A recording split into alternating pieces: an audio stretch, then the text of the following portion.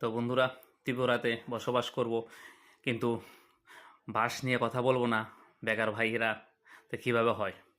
তো যারা যারার বিশাল আকারে পতিত জমি আছে বা অনাবাদি জমি আছে, কিছু হয় না, বা আমরা সচরাচর এরকম দেখে থাকি, হ্যাঁ, পুকুরের পার বা নদী নালার পার কত ধরনের এরকম বাঁশ গাছ লাগানো থাকে।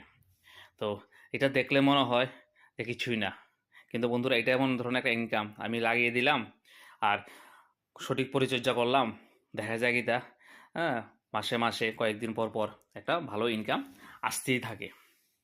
তো যাদের যাদের এরকম জমি আছে, পতিত জমি আছে, পরে রয়েছে, কোনো কিছু হচ্ছে না, এখানে বাঁশ লাগিয়ে দিন, দেখবেন অনেক টাকা আপনার বছর শেষে ইনকাম করতে পারবেন। কারণ আমরা জানি একটা বাঁশের দাম 100 থেকে 200 টাকা, 300 টাকা, যে কোনো ধরনের বাঁশ হোক, লাগিয়ে দিন বন্ধুরা।